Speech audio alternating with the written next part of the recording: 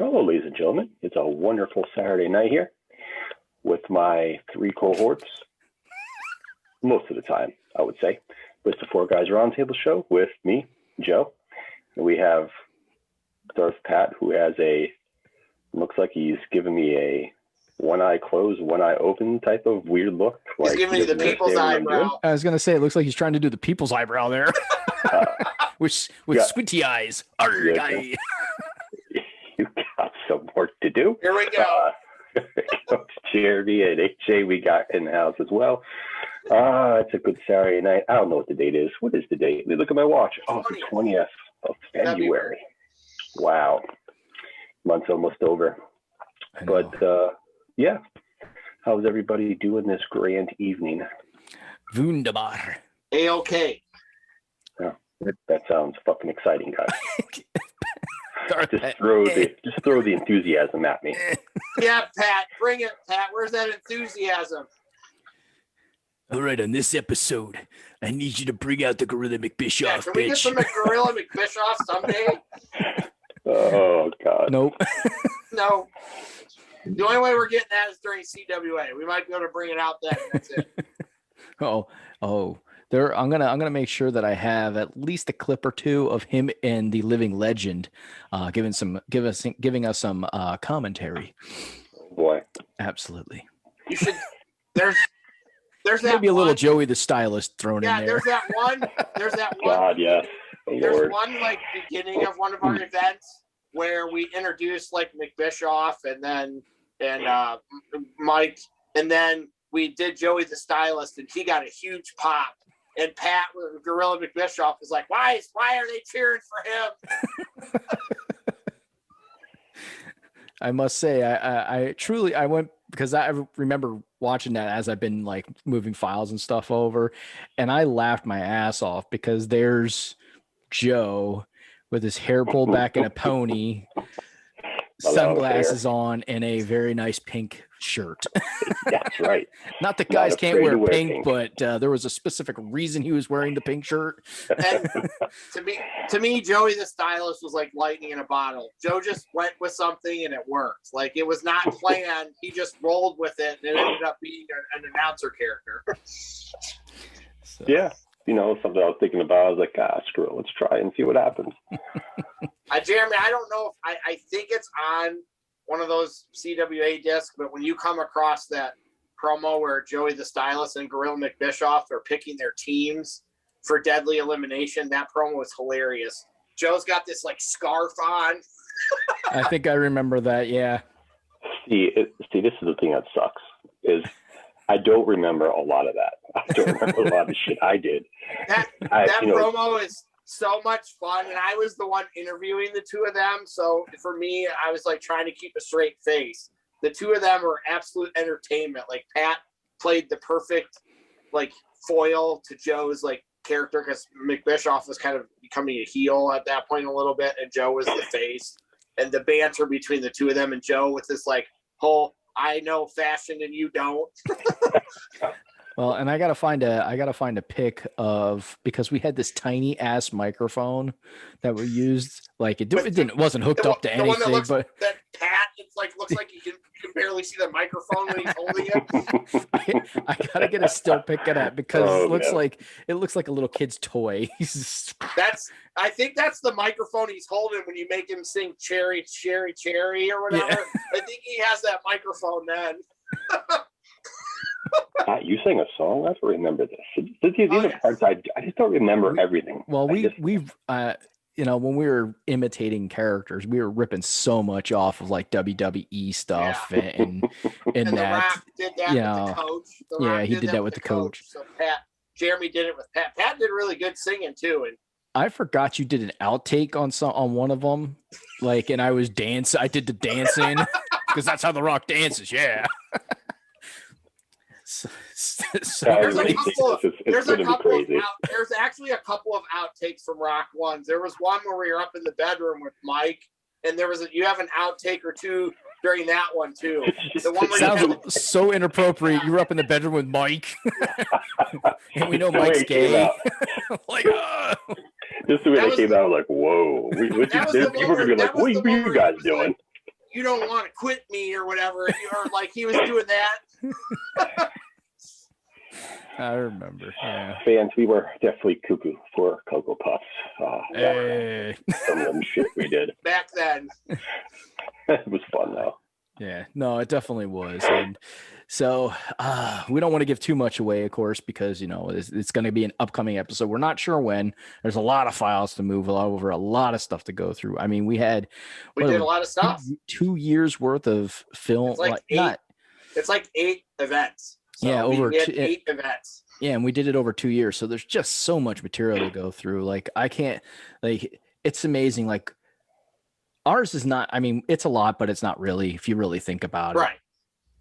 What WWE has to do, or TNA, or not TNA, AEW, TNA. Well, Impact. TNA. I mean, they still exist, but AEW, what they have to go through on a consistent basis to be able to put together packages, that's teams of freaking people just going through video after video and pulling shit. It's like, oh my God, I couldn't even imagine. Like, that would drive me absolutely bonkers. Like, I was like, nope, not doing that. But we got to talk about something. And AJ, do you want to ask me the question that I don't want to talk about? So, how did we feel about Carson Wentz getting traded a couple of days ago? And you know what? Good written. You know what? He was a fall guy, to be fucking honest with you. Everybody, you know, you had so many people that were either one way or the other. Oh, I love Carson. Oh, he's a fucking bum. He got fucking screwed. And so did Doug Peterson. Doug Peterson got screwed because he didn't have enough control over the team because they took power away from him as the head coach. And Carson Wentz became the fall guy because, hey, we didn't put anybody around you. You're supposed to be a superstar and you weren't a superstar. Well, no offense. You put those weapons on anybody. The only thing they had was a running back. Don't tell me you had grade A receivers. You're fucking full of shit. You wouldn't. No team is looking to go after your receivers because they're up for trade. Like, nobody's going after them. Nobody's going after Deshaun Jackson. Nobody's going after Alshon Jeffries. Nobody is going. The only person they might go after is Zach Ertz. And the reason that Zach Ertz looked like shit this year is because they didn't fucking give him a contract. They didn't even whisper in his ear, "Hey, this is what we're thinking." So, are you going to play for a team that doesn't want to fucking sign you after you've given them your heart and soul for the last like 6 years? Probably fucking not. So that team this year, in my personal opinion, fucking tanked on purpose. Like, the management purposely gave nobody nothing and expected them to fucking win, which was a goddamn joke. So Carson Wentz, I think, is going to come back to bite the Eagles in the ass. And I think he's going to do well in Indianapolis. I think they're going to make the playoffs next year with that team. And I would not be surprised if they're in contention for the Super Bowl next year, because the Indianapolis Colts are actually a really good team. And you saw what they did with Phillip Rivers. And yeah. I put if Carson Wentz on a team that has good weapons and a good offensive line, is going to have time to do what he's able to do, and he's going to shine. And the Eagles are going to get fucking shit because, no offense, it fucking drives me nuts. Fucking, no, I can't remember his name. I'm fucking fired up about this shit. They're the guy that started the last 4 games. Jalen Hurts. Thank you. Jalen Hurts. I'm sorry, I didn't see anything out of him that made him anything special either. He had the same results. He's more mobile, but that's about it right now. Yeah. Pat, do you feel better like the Giants are better than the Eagles right now, potentially, right? The Giants were better than the Eagles all season, except for in the almost all season. Second half of the season, they were better than the Eagles by far. Giants have a long way to go. But they got a quarterback they can build around. That was the shortest answer Pat's ever given. Maybe. This is going to be a make or break year for Daniel Jones. If he doesn't really show some progress, then the Giants are probably going to be back to the drawing board in terms of a quarterback. So yeah, but they haven't given him a big contract either, right? Is he still under his rookie contract? Right. Yeah. And see, there's the other thing. Why the fuck did the Eagles give Carson Wentz that big ass contract and then fucking kick him to the curb the next season? Like, that makes absolutely no sense. Like, here, we're going to give you a $130 million contract, and oh, no, never mind. We're going to screw you and ship you off to somewhere else, and we're going to eat like somewhere around $30 million in cap space. $34 million in dead cap they have. Like, what the fuck is that? Yeah, I think I saw that it's going to be the biggest dead money hit ever. Yeah. They're a bunch of, and excuse my language excuse my wording on this, but they're a bunch of fucking retards in that goddamn organization. They really are. Like, how stupid can you be? Tell us how you really feel. Because and no doubt, mark my words, and if I'm wrong, I'm wrong, and I will admit it, and I will come on here and admit it that I'm wrong. They're going to draft a quarterback in the upcoming draft. They will draft another freaking quarterback. They will. Because they're that dumb. I mean, if you want, we can just trade you Nick Foles for, Jalen Hurts. That was one of the trades that they're talking about. They were talking about picking up Nick Foles. I'm like, are you freaking stupid? He's going to fail in this system. He doesn't have anybody to pass to. It's a terrible system. That was a rumor because I read that one of the shows I watched. Bears never even offered the Eagles anything because they were looking to see what the Colts were offering, and they were kind of like, no, we're not going that far for that. No. So yeah, we still have Nick Foles and nobody else.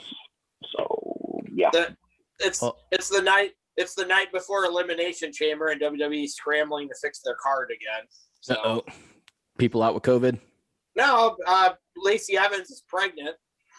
Oh, well, hello. She's like legitimately pregnant, even though WWE's trying to make it seem like Ric Flair impregnated her, which is disgusting at this point. I hate when they do storylines like that. That's just, oh, God. That's freaking nasty. I only have one thing to say to the possibility of 60-whatever-year-old Ric Flair impregnating Lacey Evans. Woo! Exactly. So they got to fix that tomorrow night, and then Keith, I don't know if Fat Ass is going to wrestle or not. I don't know what his issue is. Supposedly Vince isn't happy with him, which is fantastic because I've already said that he's garbage. So chocolate titties. Sis, wow, man, I might start calling Keith Lee that. I'm gonna have. Oh my God, that's his new nickname. That was some wisdom from Pat tonight. First, we had Mark Henry as the sexual chocolate. Now we've got Keith Lee as the chocolate titties. Wow. Oh, my God. Oh, Lord have mercy. Anything else going on in wrestling news? Not sure where this is going. I think tomorrow night. Oh, well, Sting took a big powerbomb bump this week. Everybody held their breath and Sting took a powerbomb bump. I know I did. Hey, that's scary. That's not good. He landed properly. So, but still, it's kind of like, why did you do that? In 2 weeks at the pay-per-view, when he gets thrown through a table, or whatever they're going to do with him then, you're going to be cringing a lot in that match, Joe. I'm probably not going to be able to watch too much of it. It's going to be bad for me. And what does Sting, like, honestly, what does Sting get out of it by doing that? Like, what does he get out of it? I mean, what's the payoff? I don't necessarily like. Well, besides Sting, money, but I do think that I actually think he's trying to help AEW. I think he's just trying to help that promotion get more notoriety and stuff. I think his intentions are actually good. So I get that. I can totally understand that. But with his medical issue, and I know Darth Pat had mentioned it before, and I can't remember, spinal stenosis, right? Yeah. That's just super dangerous. Like, just falling the wrong way one time on one of those high impact moves. Yeah, he's gonna seriously mess himself up, and paralysis, whatever could come from that. It's the payoff to help AEW is not worth the health and safety of himself. It's just nuts. After Revolution, we have 47-year-old Matt Hardy, 51-year-old Chris Jericho and 61-year-old Sting all fighting at this. We'll see how many old guys are at WrestleMania. Like guys that are too old that they probably shouldn't be wrestling. Well, I'm waiting for the Triple H storyline to come around that he's fighting somebody because, you know, he's got to put himself just like The Undertaker. And The Undertaker was always asked to come back. Triple H is going to inject himself into WrestleMania. If he's injecting himself to put somebody else over, I'm fine with it. If he's injecting himself to shit on somebody, those are two different scenarios. The only thing he should be injecting himself into is Stephanie McMahon. All right, let's be fucking honest. Which he does regularly, I'm sure. Oh my God! I knew Theo would love that one. And Pat, look at Pat. That's the listening response from that end too. Darth Pat's like, oh my God, now I got a mental image and I can't get it out of my head. I mean, it's better than him saying injecting himself into China back in the day. Mental pictures too. Could you imagine? He's probably like, Stephanie, I'm the game. I'm the game. I'm the game. Game over. Yeah. At the very end, yeah. Oh, Jesus Christ. Oh, we're terrible people. Oh, man. What was that, Darth Pat? It said, yes, you are. I know. My God. That was funny. Oh, man. Yeah, oh, boy. So, anybody else got anybody got a story to share? Anything, any breaking news, football, basketball? I caught a little bit of college basketball today. I think it was Georgetown and somebody was playing. I don't know who they were playing. I watched a lot of college basketball today. There was a lot of games on. Just going back and forth. Yeah, nice. Kentucky's on a 3-game winning streak for the first time this year. Yeah, AJ's Kentucky team probably had their best game of the season today. Legitimately. Might be a little bit too late. I think they would have to win out and win the conference tournament to get in. I don't know if that's. Is it that far into the season already? Like they didn't have a late start. They started. Well, there's been some games canceled. Most teams have had games canceled too. So yeah, some canceled, rescheduled. So March, the conference tournament starts. Conference tournament starts March 10th to the 14th. I think everyone's conference tournament starts. So it's pretty soon. So they're pretty much almost at the end of that. It's also weird because they're doing some spring football in college too. Like I saw that. Yeah, I did see that. Nice. Well, the college basketball season's almost done. Okay. Go ahead, Jeremy. We can go. We're gonna start. Should we start? Yeah. All right. Sure. Well, then we're gonna start it off like this. Oh, just to give you guys an idea of what we're gonna be talking about today. We're going to say the New Age Outlaws. If everybody remembers their entrance, it goes a little something like this in the beginning. Oh, you didn't know? Your ass better call somebody. And with that, Joe, what are we talking about? We're talking about theme music and entrances. And I just hid myself on accident. I was clicking. And I clicked on something wrong. Yeah. What did I do? So that's the only theme music that I can actually do because it actually has words that I remember. So yeah, but yes, as Theo mentioned, we are talking about theme music and entrances of our favorite wrestlers, all wrestlers, whoever we want to talk about, because that's what we want to talk about today. So it's going to be interesting. We're going to get a little history on it because I know some people would like a little history. Just a little. I don't think there's a ton. Actually. No, we're going to keep it simple. We're going to keep it going forward.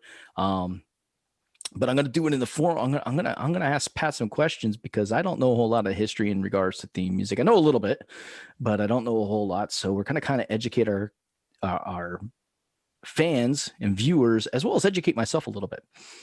So theme music, entrances. Now wrestlers have always had entrances. That's never changed because they've always come out at some way, shape, or form. It's never been like magically they appeared in the ring. Unless, of course, maybe you're the Undertaker and then you magically appear in the ring sometimes from beneath the floor. So that's never changed. But what has changed is theme music and actually the way it was used. So Darth Pat, help me out a little bit because I know you are a resident historian on all things wrestling and among other things. But when it comes to having music to a wrestler, it just kind of started off as regular old music. It didn't really mean much. It was just a way to let them know that a wrestler was coming out, not necessarily a particular wrestler. Would I be correct in that, Darth Pat? I'm not 100% sure. I mean, the history of like theme music with wrestling is something that really didn't start kind of full scale until the 80s. Like back in the older times, you had like Gorgeous George would come out to Pomp and Circumstance, which, of course, Randy Savage would use as his theme music for, most all of his career. But that was kind of a unique thing back in the 50s when Gorgeous George was wrestling. In terms of it becoming a little bit more widespread and also it branching out from, say, like using like old pieces of classical music to using like rock music, that you basically have to give the credit to Michael Hayes. Okay, so let me stop you there. Okay, so theme music was kind of just blah. It was, classical music, boring ass shit that just signified, hey, wasn't super important. Wasn't super important. Maybe signify a particular wrestler because of the type of classical music or theme music that was used, but it wasn't used in the sense of a theme music. Like, these are the contestants that are coming down at this time, and you got to know who this is because this is their music. But when it came to the Freebirds, there wasn't like a necessarily like uniqueness to it, or like an individuality to it. Because again, anybody can use just like any piece of classical music and just be like, hey, that's your entrance. Michael Hayes, I think the way he told the story is that, he thought like wrestling and rock music were made for each other, and, that they needed to come up with something. So, being that they were called, the Fabulous Freebirds, he just thought it was natural that, hey, we should be coming out to Freebird, the Leonard Skinner song. Mm-hmm. And it basically took Fritz von Erich in World Class Championship Wrestling to basically okay it and say, okay, yeah, go ahead, do it, go for it. And, it worked, because like, especially after the Freebirds turned heel and everything.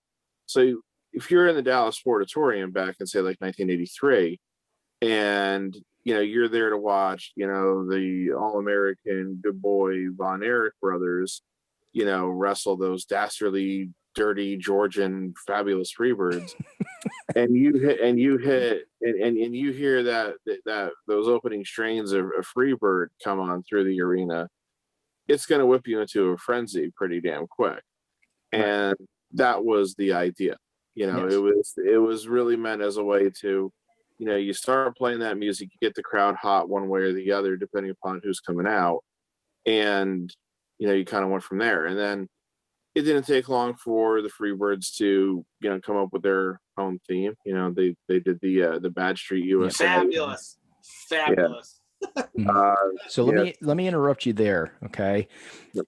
So now we have theme music, identifying particular wrestlers or tag teams or however you want to define, that particular group of people or person. But it wasn't really like an entrance yet. It was just like theme music. Okay, now I know who's coming down to the ring at this point in time. They're announcing the actual person, because I've seen some of the Freebirds matches against the Von Erichs, because those are the most popular ones. So those are the ones that you can pretty easily find. And they just kind of walked down to the ring, did their, Michael Hayes, of course, did his strut, kind of like a chicken strut, and that was it. Like, there was nothing spectacular about it. There's no fireworks or anything like that. But at this point in time, this is when theme music is evolving. Right? Yeah. Okay. Because it still didn't exist as like kind of its own thing, like its own entity. For a few years. I mean, other promotions saw what World Class was doing, and so they started to come up with, just like giving more guys theme music. But again, maybe it probably wasn't specifically meant for them. Like they might partner up with like a rock group and have them record a song, things of that sort. It probably really wasn't until you had the combination of, and I don't know if they ever really worked together, but Jim Johnston and Jimmy Hart in WWF really starting to crank out like theme music that was meant for specific wrestlers. Okay. Some of that stuff, you know, they would do in-house as WWF started to evolve with that. And, you know, some stuff they would get, like, you know, they would still get like outside groups and everything. Like, you know, at first Hulk Hogan used, you know, the song from, you know, from Rocky. You know, he used the Eye of the Tiger song. Mm-hmm. Yep. Was his entrance at first. So, yeah, you could argue it fit him, but it was, you could not necessarily say it was meant for him. Right. Yeah. So just to kind of touch on that point, and if anybody else wants to jump in at any time, feel free to. But we're talking theme music was essentially picked as kind of, you know, here's a song that, you know, we think would fit you. And this is before all the problems, all the issues that would come about with copyrights and paying me for the use of my song and stuff would come around later on, probably like the early 90s with all that. And so this is just, you know, Vince or, you know, whatever production or entity saying, okay, this is, we think you could come out to this song. We think it would fit your personality, your, you know, persona, your gimmick or whatnot. This is before the Hulk Hogan Real American song and all that stuff, which was tailor made for them. And, you know, like you said, what was the guy's name from WWE? Jim Johnson. Because I know he produced a ton of fucking entrance musics, a ton of them. So, Darth Pat, yes, continue, sir. Well, I mean, as far as like copyright and things like that, I mean, you know, they would pretty much have to get permission to use somebody's theme music, and they like, shit, who the hell is it? Oh, Ricky Steamboat. When he was in WWE, he used that song that the Chicago Bulls used for Michael Jordan's entrance. Yeah, right. I can't remember the name of it, as I know it's by the Alan Parsons Project. It's had like electronic music that goes like down, down, down, down, down, down. You know, I can't really do it. My voice to try to sing anymore is shot anyway because of my surgery. So, but they could use it to like play it. But if you go back and you watch any WWF show, event, pay-per-view on the network now where Steamboat was on during his initial run there from, you know, like 85 to 88, you will not hear that music because they don't have the rights to use that music on the streaming service, which is weird because from what I understand, it's not as hard to get clearance to use music when you're just using it on a streaming service, but maybe it's because, you know, they did put some of those events out on like DVD first. I don't know for sure, but they have like a dubbed in theme, which ironically is a theme that I also know the NFL Films has used, because like the music that they use for Steamboat dubbed in, they also NFL Films used on, this is just kind of a funny story, on a the year review tape for the 1990 Giants when they won their second Super Bowl. They used that piece of music in a segment of the NFC Championship game highlights against the 49ers, where it showed like where the Giants were coming back in the game, like their fake punt that they pulled in the game, and then culminated with when Leonard Marshall just absolutely destroyed Joe Montana with a pretty vicious hit, which knocked Montana out of the game and almost ended his career. So that's just kind of interesting that like I recognize that music. One of the other famous, just kind of as an aside, I mean, one of the other probably more famous examples of WWE, and this was WWE because it was at the first One Night Stand pay-per-view, they used Enter Sandman for the event and live and everything, and so it made the entrance really cool. But if you go pull that up on the network right now, of course, you're not going to hear Enter Sandman. It's a dubbed in thing, and they even have to like turn down the crowd singing along with it and everything.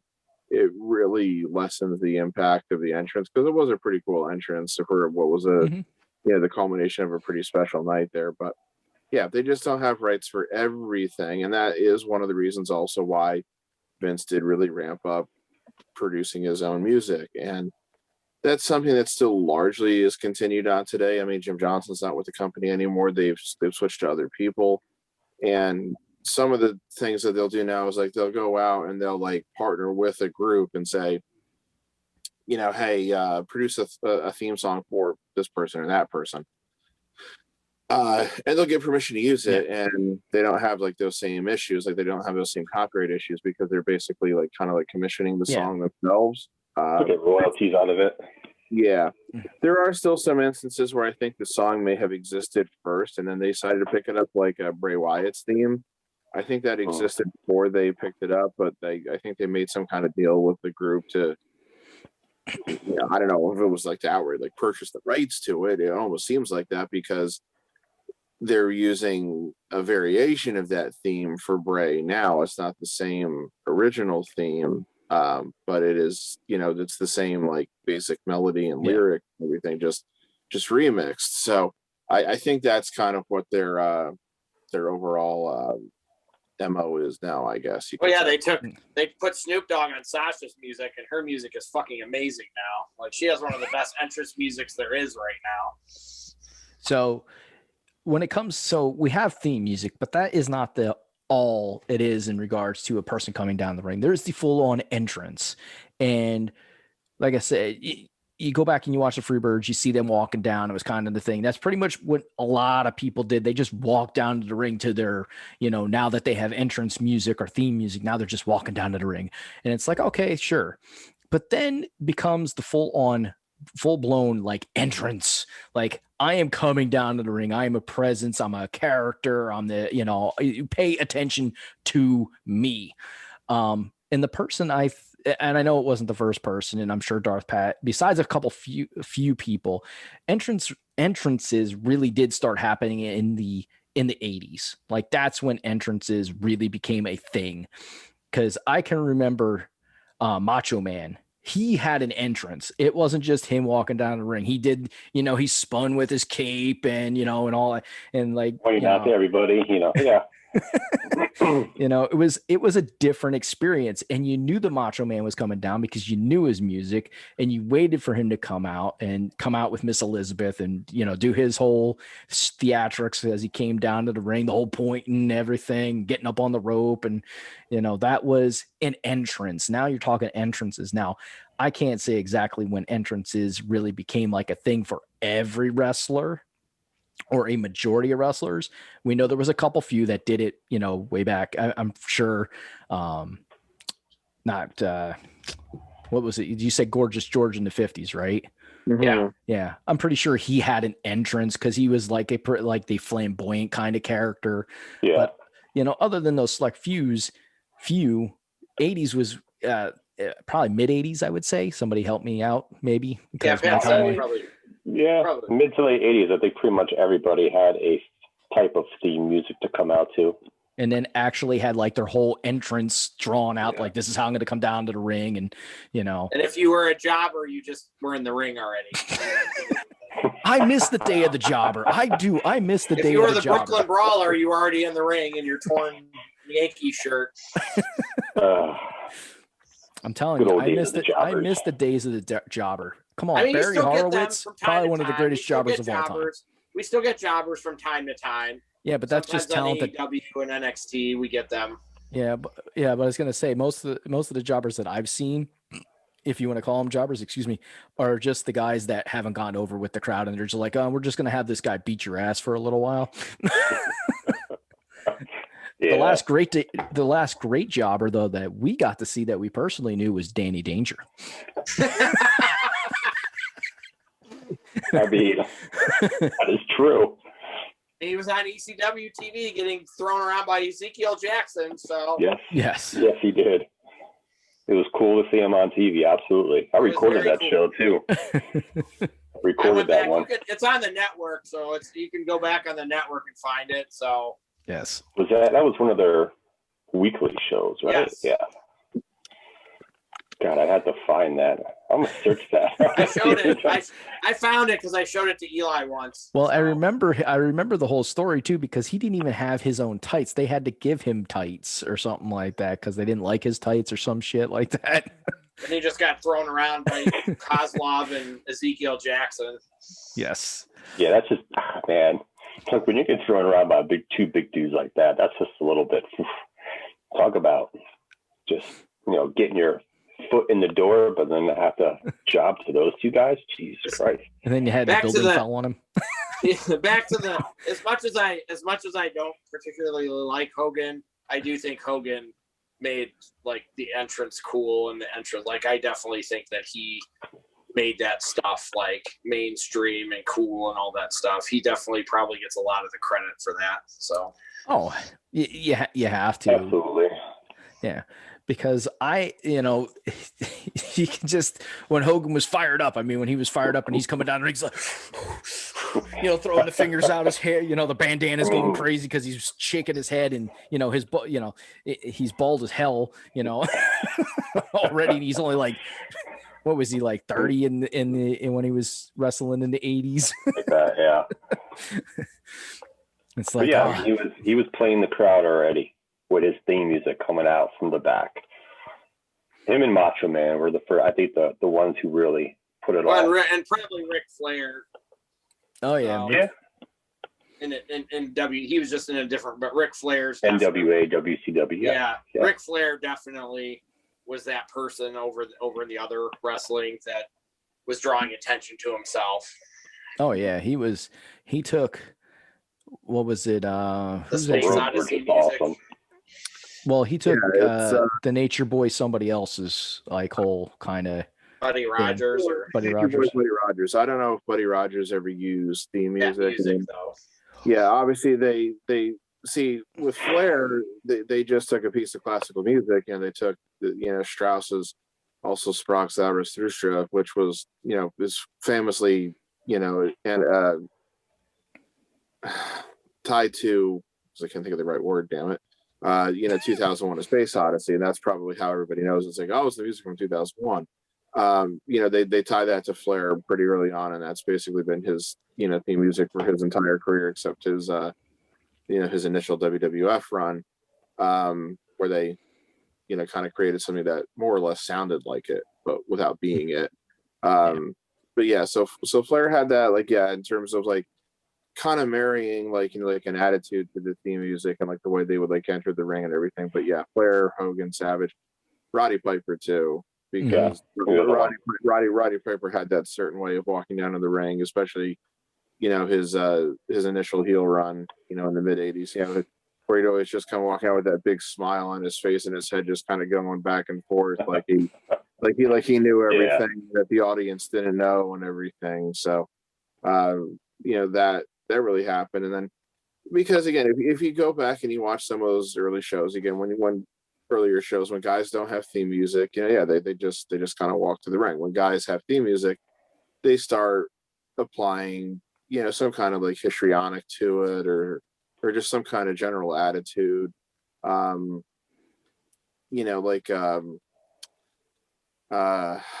I think he started doing it before he had the theme music that we all kind of know with him. But Jake Roberts, he would always have that slow, methodical walk to the ring, because that was his character was always cold as ice and everything. And he had that kind of slithery, kind of almost creepy kind of theme music. And then of course, when he would enter the ring, he always entered the ring, under the bottom rope. And he always kind of slid into the ring, like a snake and everything. Mm-hmm. Yeah, he would never walk up onto the apron and then walk between the second and third ropes like most everybody does. So yeah, it was there's a certain attitude to it. And the one guy who I think you could kind of almost mark as maybe another turning point in how the entrance becomes married to the theme music, in the sense of the way that you enter the ring reflects the theme music, is obviously the Ultimate Warrior, because Yeah, he was next on my list. he comes running to the ring, at 3,000 miles an hour. While you've got like the heavy metal pulsating, fast paced, music, blaring. Yeah, I'm pretty sure because that's just like a guitar riff in the that's going. Still love his music to this day. Yeah, and to me, it really is still one of the best theme musics because it's like nobody else could have that theme music. Really, it's like that theme music was perfect for the character, and so that was like, that was like one of like Jim Johnston's best themes then because it just you see times I think where you maybe like a guy has a theme music and maybe you just feel like it doesn't really necessarily fit that well or it's a little forced. Like I remember like when they I don't mean to pick on this guy, but no, that's all right. Go ahead and pick on him. I remember when they finally gave Hercules theme music when he was I don't remember that on his babyface run in like 1989 and early 1990. They tried to give him a theme song that would kind of maybe make you think of like Greek gods and stuff like that. But AJ shaking his head. it was like heavy on like trumpets and like fanfares and like it was like I could like it felt too forced. Like I don't really think it really helped. Yeah. Put a time period on here and let's go from like 85 or 86 to like early 90s. I can count the great theme musics on two hands total. So there were not that many. So let's go through that came from that time period. It took a while to really fully get going. And I think you'd have to get into the 90s before you really start getting better. But yeah, in the 80s, it did take a little while. All right. So what were some of the teams in the 80s had better theme music than some of the individual wrestlers too? So what were some I'll be perfectly honest here with the audience. You guys already know this. When it comes to theme music, I'm like, unless it's a wrestler I know, I don't give two shits about the fucking theme music. Late 80s, we have already touched on most of them. Hogan, Warrior, Savage, Flair, Jake the Snake. Mm-hmm. I mean, Ricky Steamboat, when he was using the music like that the Chicago Bulls used, like that music was cool. Obviously, the Bulls and Michael Jordan have made that music way cooler. But I liked that music when Steamboat was using it. Maybe Ted DiBiase, Beefcake, but there's just not a ton of. It took a while for them to give DiBiase music, which I never really understood. Like, I don't think DiBiase ever actually got his theme music. Until like 1990 or so. Like, I think before them, DiBiase didn't have music. That was weird. So the 90s, Pipe, they used different themes for Piper. Like he had a theme on his first run, which was different from on his second run, but both were good. I mean, very bagpipe heavy, of course, but Junkyard Dog had different theme musics. Yeah, Beware had theme music you knew was him when he was coming out. Yeah, the Birdman. I mean, a lot of the tag teams of that era had good music. I mean, the Hart Foundation had good music. Demolition had really good music. The Rockers had good. The British Bulldogs. Again, because I mean, you were using a piece of classical music essentially. There, using Rue Britannia, but again, since they're the British Bulldogs, it perfectly works. I mean, the Hart Foundation music hybrided into Bret Hart's music, so I mean that music's been around for 30 years at this point. Yeah.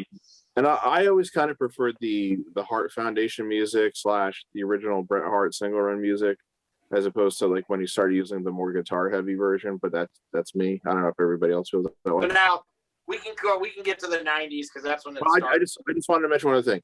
The Fabulous Rougeaus had they had funny music. They might be like the first group that had like funny theme music because this is after they turned heel on the line with Jimmy Hart and everything, and they started saying that they would be all what? Can you hum us a few bars? No, because again, like I said, my voice is for trying to sing is pretty much shot. But again, they're French. They're two French Canadian guys, but they're coming out like saying like were all American boys, and they were always waving the little American flag. Yes, they were. And like, you know, like the lyrics to their music went like, you know, we don't like heavy metal, we don't like rock and roll. All we like to listen to was Barry Manilow.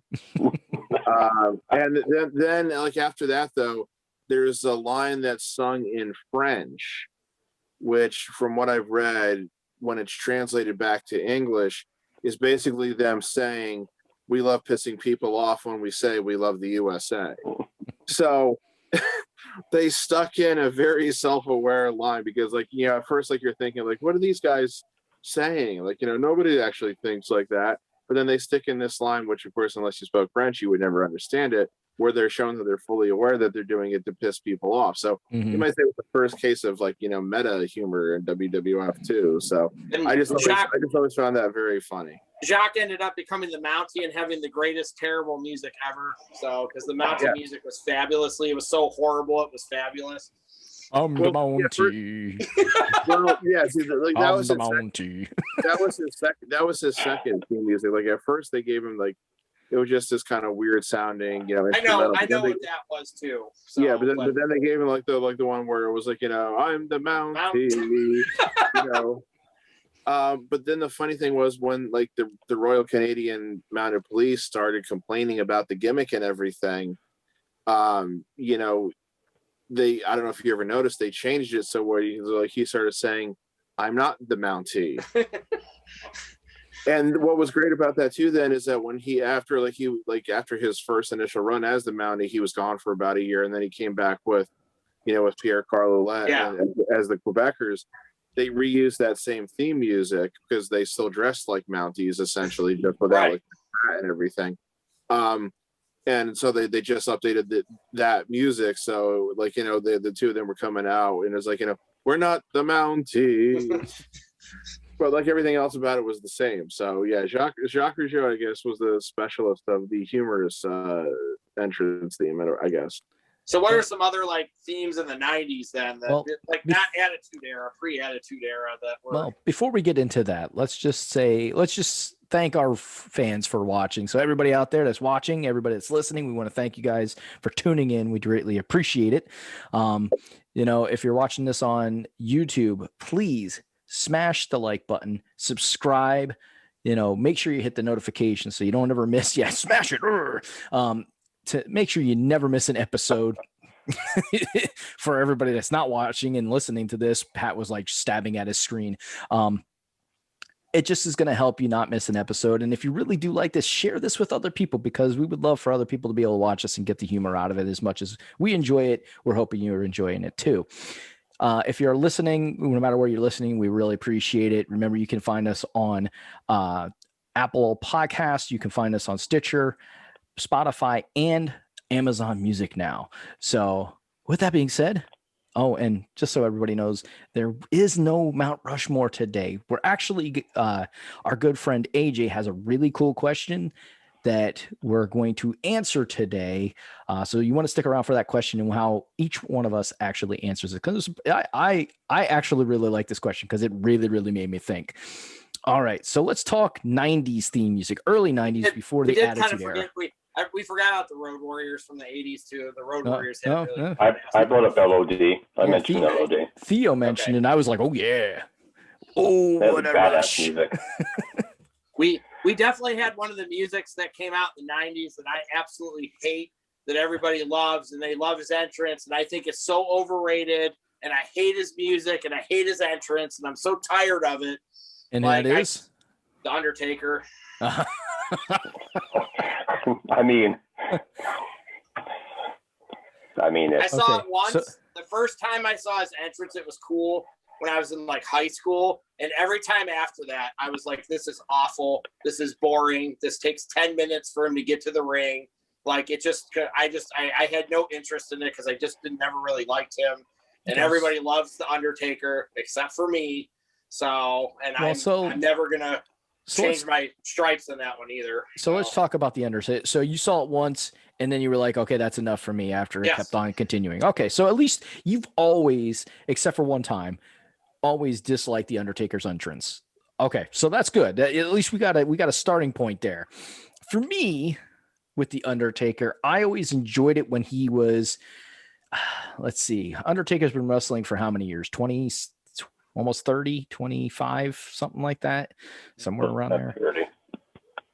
So I would say up until he started just doing WrestleManias, when it turned into I'm only going to come back for WrestleManias, is when I actually got tired of it, because his WrestleMania entrances became so elaborate that it literally took, it never took 10 minutes. We always elaborated on that on our end. We're like, oh my God, would this ever end?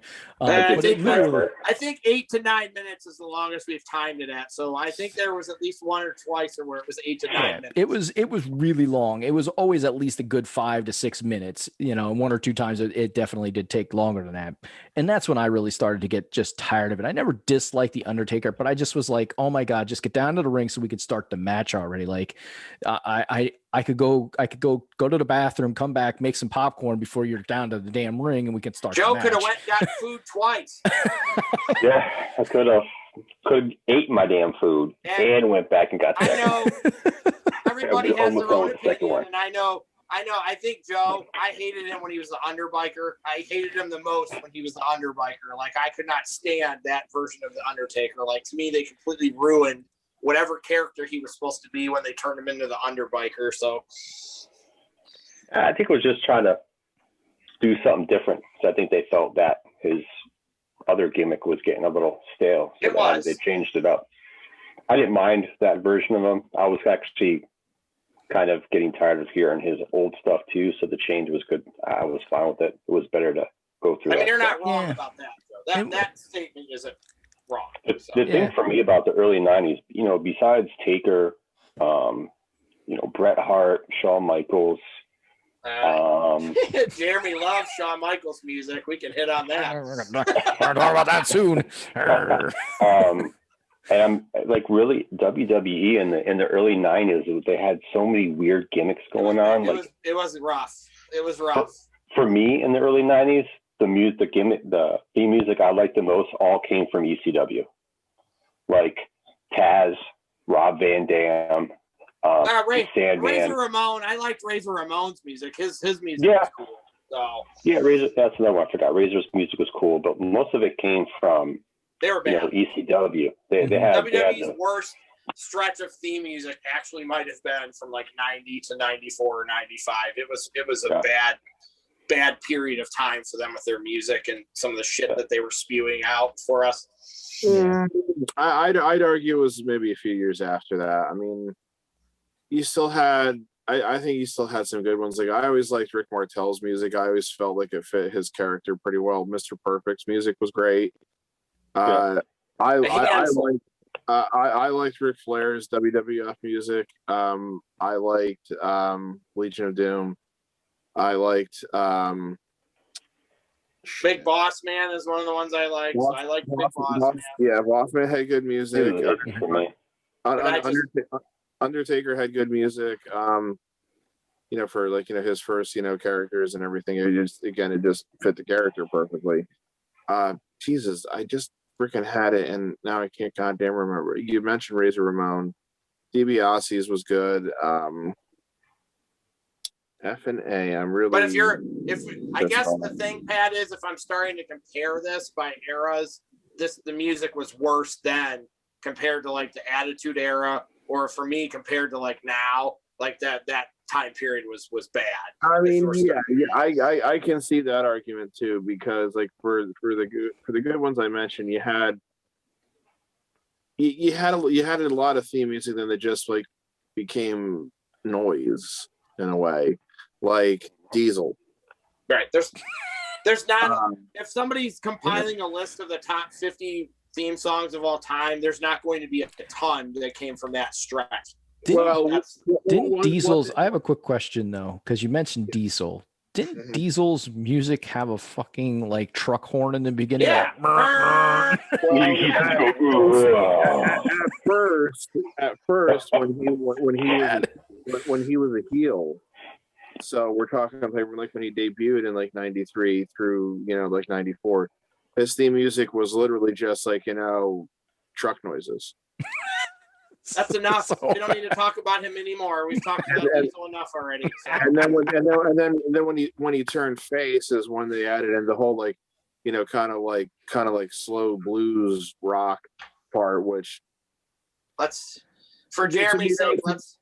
To me, that was just another case of where the music didn't actually really work with the character, the way the character was projected. So We can talk about Shawn. He's had the same music for years. I was gonna say So Michaels has had basically the same music. Of course, you know, first Sherry sang it, but then like when she broke away from him, they changed it so that, you know, it was him singing it and everything. I will be blatantly honest. I have never been a big fan of Shawn Michaels' music. I actually don't. He's probably my favorite wrestler, and I don't like his music. I'm not a fan. I'm not an advocate for his music either. And you know what? And you know what it is for me with him too. It's not so much the music. It's really more the words. The words are just goddamn annoying. He did have Theo. Sexy boy, stop it.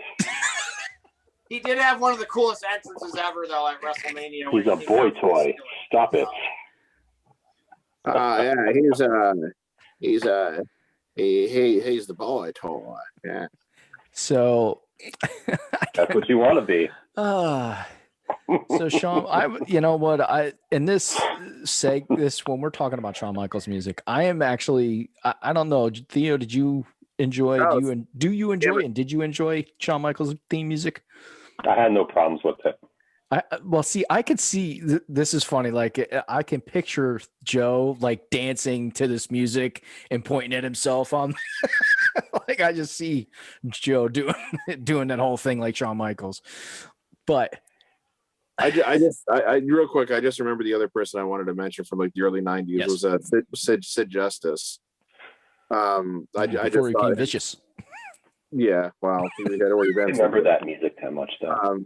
But if you like if a reason why. If you were to go back and watch WrestleMania 8, you know, it's just like he had this like really like hard rock theme and everything, which kind of, you know, so I'm not talking about like the Psycho Sid one, but that was also going to lead me to another point I was going to make about music being reused, but we can maybe like wait for that for the way. Yeah. Yes, I would like to finish my point about Shawn Michaels real quick. Okay. It won't take long. But yeah, with Shawn Michaels, like it's one of those things. Like when I first started, I was like, "Oh, this is okay. You know, this isn't bad." But besides who sang the lyrics and you know and that, his music has never changed at all. Like it's still the same. Like he's never freshened it up. He's never done anything different. And to me, that's annoying as hell. Like that is literally annoying as hell. Even the Undertaker, as much as you don't like some people love the Undertaker, some people don't like him, some people are indifferent. His music's changed slightly here and there throughout the years. Like he's always freshened it up somewhere or town, more bells, less bells, you know, slower, faster, you know, something's always changed. Shawn Michaels' music hasn't fucking changed at all. And that's what drives me nuts. Like if he would have changed his music somewhere, somehow, besides who sang the lyrics, at least it would have been something different. I mean, there's one or two other pretty prominent guys who have basically had the same music, like Austin. Mm-hmm. They tried to tweak his music and it didn't work, so he's never really done anything with his music. And Triple H's has remained fairly constant. And then even though this other person had really cool theme music at the start, they changed his other music, and we've been wanting them to change it forever, Mr. Cena, and they're not going to change his Time Is Now bullshit music either. So no, they won't. Very true. All right, Darth Pat, what were you going to mention something you said? We can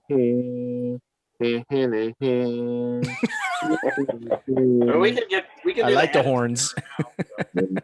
But no, so the WWE also has a tendency to reuse music when it suits their purposes. Like the Patriot?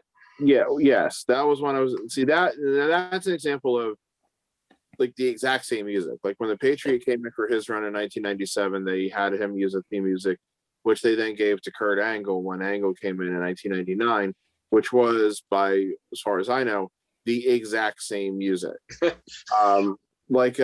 I think they did the same thing like when Nature Boy Buddy Landell had a brief run in like 1995 and 1996. They gave him the music that Flair used in his first run. But the other way in which they've reused music is that they'll take a theme and they'll tweak it in some ways, and then they'll give it to somebody else. So like Sid Justice's theme, they made some tweaks to it. They changed the instrumentation slightly, and that became Kona Crush's theme song. Rick Martel's theme song, they kind of like made it a little faster tempoed, added on a lot more saxophone, and it became Val Venus's theme music. Dean Malenko's theme music was reused several years down the road at like a faster tempo and with like a rap beat, and it became Cesaro's music. So it's just kind of interesting that they'll do that. I'm sure there's other examples. Those are the ones that, you know, I kind of always know, but it is always interesting where it's like, it'll either be that there's, generally speaking, because Kona Crush was like the same year as Sid Justice practically, there'll be like a several year gap between the two themes being used, or it'll be like, oh, nobody really remembers what that guy's theme music sounds like because he wasn't here long enough, or something to that effect. So it's funny how they used to do that. They don't really seem to do that anymore because, again, they have, you know, the different in-house composers and everything now. But that's just something that I always found to be pretty interesting, pretty funny. Why? All right. Attitude Era. Theo, were you going to say something before we jumped into the Attitude Era? No, you're good. Okay, so before we jump into the Attitude Era, okay, I wanted to pull something up because I was interested to see like some other polls and stuff like this. I found top 15 worst theme musics. So I want to go through these and see if we agree. Big Show's on there and Goldberg, because those two should be on there. Well, just out of curiosity, Jeremy, what's the source of this? The Sportster. This is on the Sportster. Right. This is probably just some person. This was published. Well, that's fine. That's fine. I was just curious as to where it was fine. So just to give a timeline to everybody here, as well as everybody listening and watching, this was by Marshall Runes back in 2015, January of 2015. So this article's a little old, but read the list. So here's the list. Rey Mysterio's Booyaka Booyaka. Yes, that would be on my list too. That's number 15. I cannot fucking stand that music. I hate it. Number 14 is Alicia Fox's music. Okay, she's garbage, so it doesn't matter. I don't remember what it is. I don't even really remember it's what it sounds awesome like. and it's not even memorable, so that's And good. the sad thing is it was produced by Jim Johnston.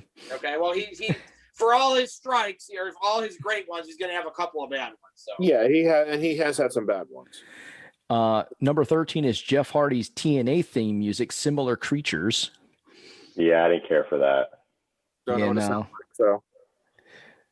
Here we go. Oh my goodness. Number 12 is Kung Fu Naki.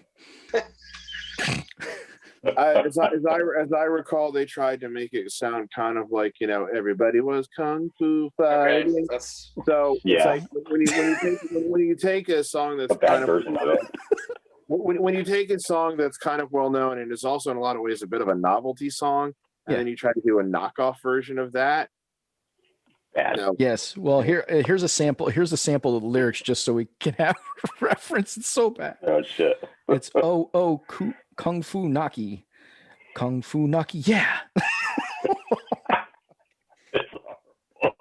Oh, continuing. It goes, gotta believe he wasn't born in Milwaukee. Kung Fu Naki. He wasn't born in Milwaukee. What is that to do with anything? That's horrible. As Ron Burgundy would say, what great reporting. Compelling and rich. Oh, here we go. Number 11, Caitlyn. Her music. Who cares? Don't remember her music. Number 10, Rob Conway's music. Oh, I loved Rob Conway's music. God damn it. I take offense to I don't remember his music.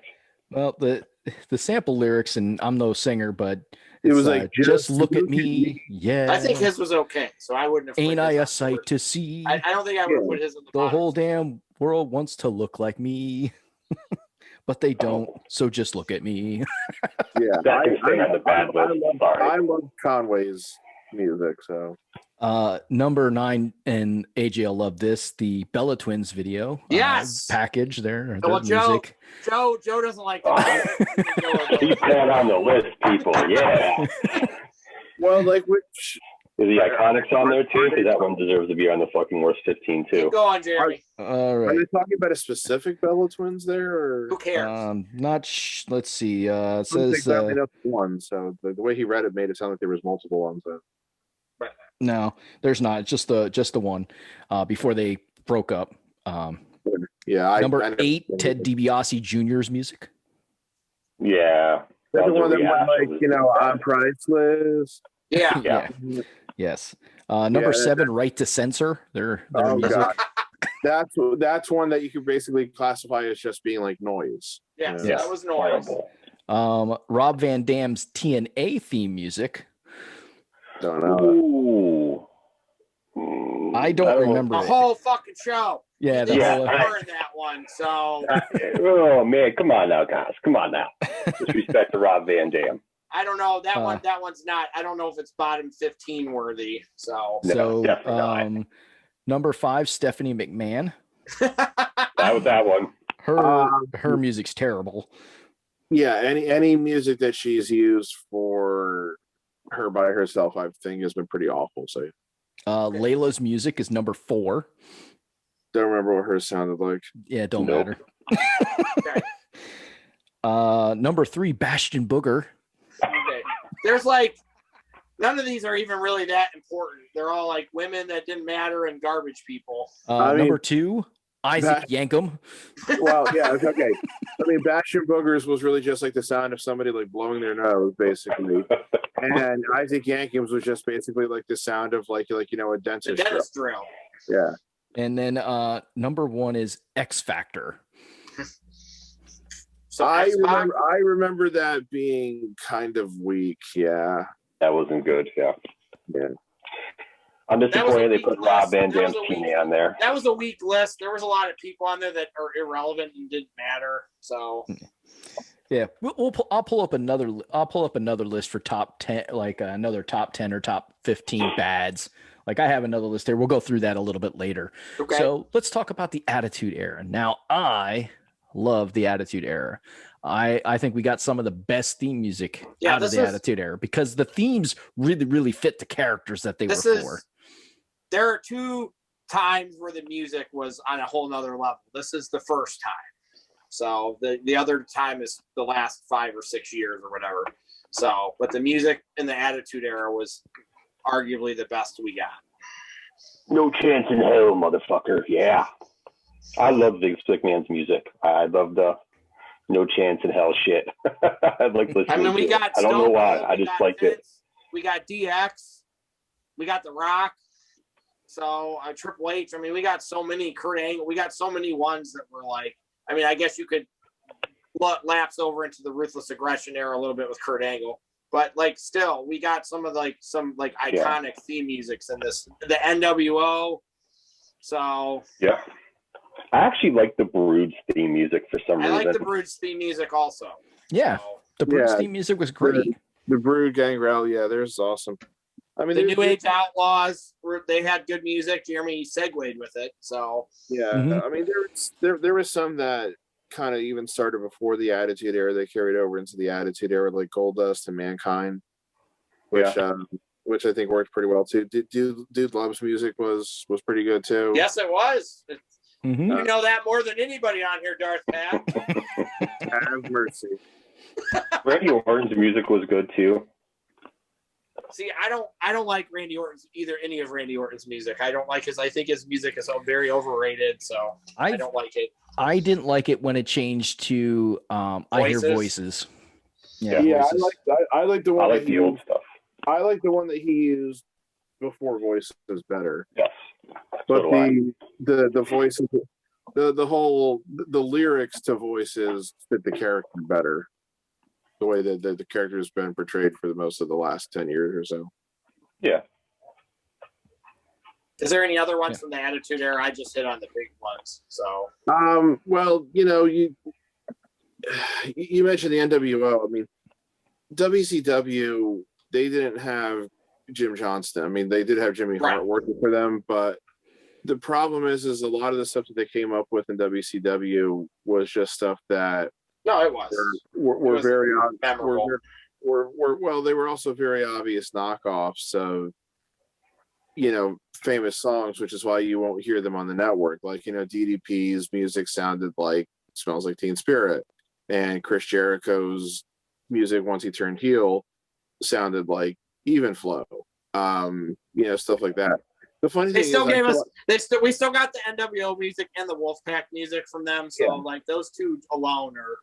I liked the Sting's music. Well, actually, you know, like his original music, you know, the Man Called Sting, I thought. Well, I liked his music before he turned into Crow Sting, and then it was done with me. So, well, there was the music that I was thinking of that they like. That I think they probably first introduced at Starrcade '97, which was a real kind of like creepy, ominous music. I thought that was good, but then eventually they switched it up to him like using that one Metallica song, which I thought was fine, but it was like I didn't think it was as good. We got your theme music, The Big Show. Well, I like the original Big Show music when it first came out. The Big Show, I like that. I'm gonna be honest, I did. I like I like the Dungeon of Doom's theme better than any Big Show theme. Since he obviously used that when he was in the Dungeon of Doom. So I mean, yeah, I mean WCW didn't have a lot of great ones. The funny thing Goldberg, although I think his entrance is terrible, but I thought Goldberg's music was decent. It was all right. It was average. Yeah. When the funny thing is, like, you know, as you watch, like, as I'm watching like more like, you know, old Nitros, because I'm following this one guy is like reliving the war show that he's doing like basically every week, where he compares every week's Raw and Nitro. They're up to the they're up to the week right after the Bash at the Beach '96 now. So you know, it's like, yeah, I actually start remembering what some of these themes sounded like, at least the way that they're used on the network. Like, I don't know if they were the original ones, because like I said, there's so many that have been dubbed over because they were too close. But the Blue Bloods had a theme which I really like for some reason. I don't know why. It's just kind of fun. Is that when we got He's a Man, the Regal? Well, he's a man's man. Well, that's when he went to WWF the first time. So yes, but no, that wasn't that. That was the Blue Blood song almost sounds like some kind of American patriotic song. But you got to remember, like, no, there's a bunch of British aristocrats and Bobby Egan. You know, who was not exactly a British person. This is where Jim Johnson like became like the person. Like, this is where he kind of like the Attitude Era kind of made him that guy who made the great theme music. And they brought in like that group that basically ended up being called like the DX band. I think that just kind of helped, because I think that maybe just kind of set him on some new paths, because like I said, like in the mid 90s there, like I said, there was like a lot of music which was just noise, and you know, I think we've mentioned a lot of them, so there's really no need to going back onto them. But yeah, they found a band. Go ahead, sorry.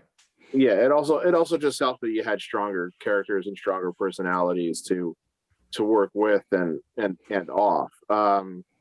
Jericho's music, Break the Walls Down, that's also an iconic theme. Yeah, I like that one a lot. Edge and Christian's music, Edge and Christian's music was awesome. So well, I just like Edge's music in general. I like Edge's singles music. You don't know me. I like his music. Used to be my ringtone, all right? Yep. I'm not always an advocate for Edge, but I do like his music. For so sure. You had mentioned DX's band, the band that did DX's music. It's amazing how they were able to find a band that sounded so much like Rage Against the Machine. Yeah. I was like, At first, I really did think it was Rage Against the Machine, and I was like, oh, no, that's not Rage Against the Machine. Never mind.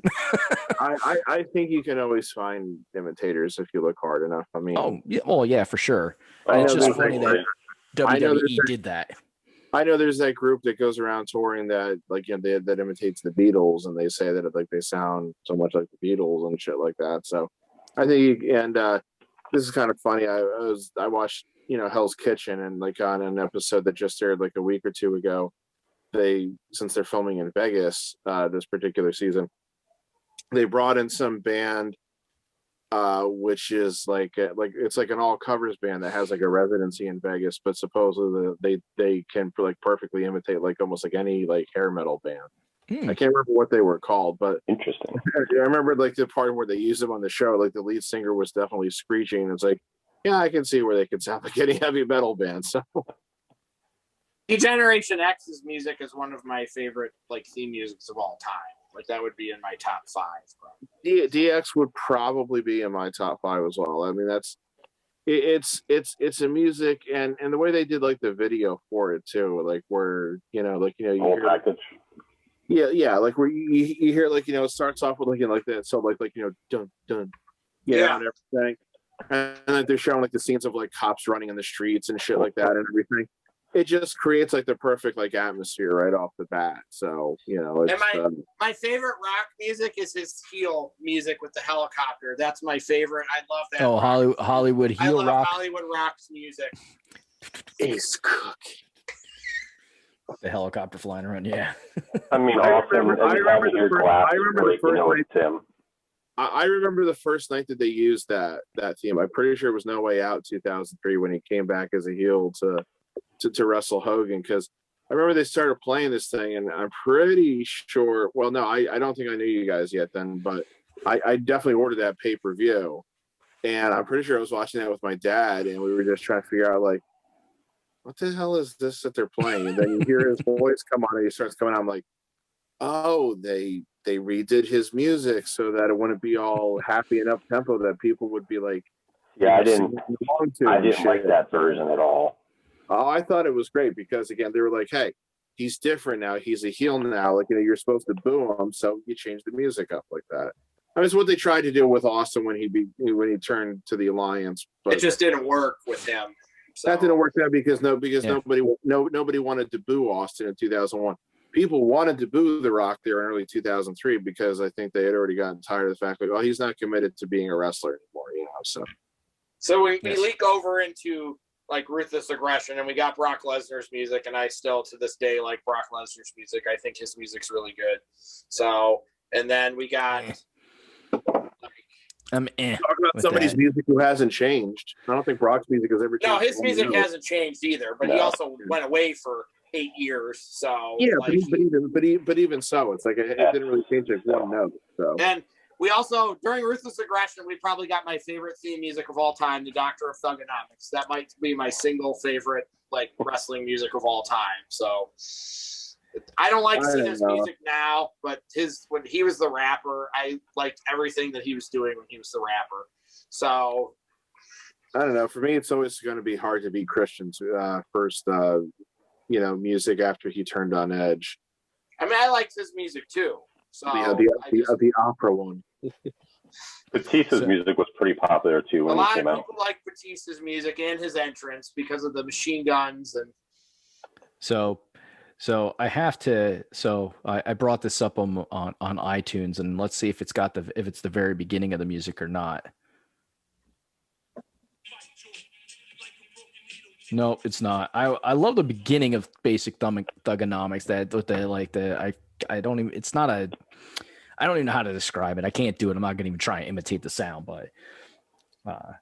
He talks about making the Undertaker famous, he talks about making the Undertaker famous in that song. Yeah. So you think you're untouchable? Someone else whose music, I liked the theme music, and I also liked his entrance when he came out to the ring, and that was Mr. Anderson. Yes.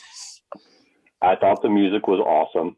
I loved the fact that they had the old school mic drop from the ceiling, and he did a shtick. He's just an idiot, and it just it was a missed opportunity with him because that was some fabulous shit. That was I really enjoyed. I liked Mr. Anderson anyway, but still, I think we all liked him. So that was good. It was a good entrance, good music, good theme music to fit him. I really enjoyed it. I mean, he did the same thing in TNA with Mr. Kennedy, but it was pretty much the same. But that was some good stuff. That was original. I just find it interesting, Theo, is because he always said, hailing from Green Bay, Wisconsin. Yeah, that I tried to ignore that part every time he said that. What did you say his entrance was there, Theo? I don't remember the name of the song. No, what did you say it was? Like, how did you describe it? I thought it was fabulous. I believe I heard you say it was such good shit. I mean, it was. I was waiting for her to go there with that. This one fits. That one actually was good shit. Did anybody mention Batista yet? I couldn't. Yeah. I did. Okay. Yeah, sorry, Batista. I was looking up something for us. The machine guns. Everybody liked the machine guns. Yes, but I have to go back because we have to goof on him just a little bit with his theme music, because his machine guns with his arms, it never matched up with the fireworks going off, and he always punched either early or late for the last cannon shot of fireworks. Like, he was never on time. Like, he could never get those things down on time. No, he didn't. Well, Evolution's music was really good. I liked Evolution's music a lot. You mean Evolution? Yes. Someone else who kind of missed from the 80s and 90s is Vader. Vader had pretty popular music that fitted him too. I liked Vader's music. It's time. It's time. Well, yeah, I actually thought Vader's WCW music was better than his WWF music. Correct. So did I. Somebody else from WCW we missed then. Harlem Heat / Booker T. Yeah, they had cool music. You think about stuff after the fact. Yeah, I mean, it's hard to hit on everything. So I like the Hardys music too. When they're the tag team Hardys. I like the original music. Hardys music. Yeah. I'm not necessarily a fan of their music, so I liked Matt Hardy version 1's theme better than the Hardy Boys. I don't like Jeff's theme music like now. I never really liked Jeff's singles music, so yeah, his theme music has always been very odd. I mean, it fits him because he's a very odd character, but it's just never. Yeah, I've never been able to get into his music. It's awesome that, I mean, even though back at this point Mysterio wasn't doing the Booyaka bullshit yet, but that's awesome that his music was on that list, because I hate Booyaka so much. The kids, if you gave a vote to the kids would probably put that in their top 15 Of list. course they would. You know what else? Someone else's entrance. The theme music wasn't bad. But the entrance itself was cool. Was when Johnny Morrison was with them the first time. He would come out to the slow motion stuff, and he would do his flaring, and then the fireworks would go off in the background. I thought that shit was cool. I mean, I liked his music too. So don't they still do the slow motion stuff with him? They do the slow motion stuff with him when he comes out with the Miz. They still do it. So, but back then it was. I feel like it was because it was so different. It was different. It was done better per se, or in a different way. It was just really cool. Well, and we can all agree with the Miz's music has always been. It's been pretty decent, but I've never liked Miz's music. I've always thought it was weak. Okay, so we got 1 week, but is it me, or does the Miz never ever actually get over? There was one time that I can remember him being over, and that was when he fought Cena, and ever since then he's kind of been like, floating he's always around floating around in the mid card. Yeah, he's floating he's like that turd that you can't flush unless you throw a pound of toilet paper on it. It's like, come on, go down the fucking toilet. The nugget. The thing about him is he has charisma. He can wrestle. He's dependable. And he's technically a company guy, if you really want to put it in that matter. He's a company guy. He just has said he's not going to do all the high-flying shit. He's not doing any of that stuff because he wants to make his career longer, so he's not going to take any risks, really. So right, and I'm that's okay why with he's that. not Money in the Bank tomorrow. That makes all the sense in the world for him. And I'm okay with that. But he can't. But there's just something about him and his character, and that it just never resonated with me. It hasn't evolved a whole lot. I don't think his character has evolved a ton. I think it's kind of been in the same place, and he's kind of been in limbo for like 6 or 7 years at this point. They evolved the character when they did that last face turn with him, and then I guess they felt like he didn't get over to any like bigger extent than he had been. So they felt like it had ran its course. And what did? They just put him right back to doing the same thing he had been doing before he turned face. So, now we go ahead, Jerry. Real quick, and I think his last costume, like his last getup before his most recent stuff, is he still wearing the headbands? yeah, I don't.